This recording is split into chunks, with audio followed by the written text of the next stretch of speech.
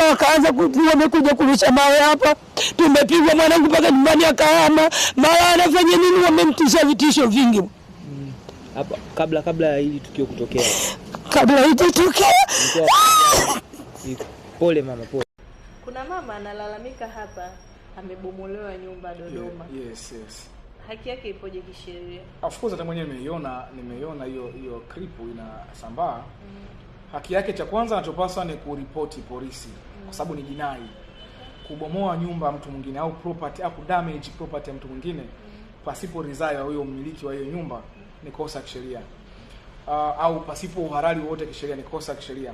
Anachopaswa kufanya ni kuripoti polisi kama jinai, ambapo polisi wanafanya investigation, uchunguzi, kukusanya ushahidi na kupeleka kesi ya jinai mahakamani. Hiyo ndo remedy ya kwanza. Na hilo kosa la kubomoa au kuharibu mali ya mtu mwingine inakuwa ni punishable kwenye sheria, na unaweza kufungwa mpaka miaka 7 chini ya kifungu cha 326 kifungu dogo cha kwanza cha sheria ya kanuni ya adhabu sura ya 16 iliyofanywa marejeo 2023.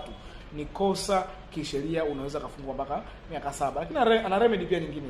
Ana namna nyingine. Yes, ana namna nyingine anaweza kufanya ni kufungua madai. Na hayo madai unafungua baada ya jinai kuisha.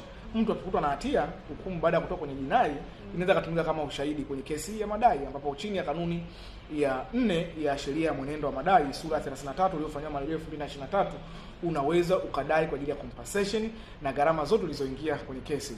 Kwa damages kwa maana compensation anaweza kupata kwenye madai baada ya jinai kuisha, ikatumika kama ushahidi kwenye kesi ya madai. That is the position. Ndicho anachoweza kufanya na akapata haki yake.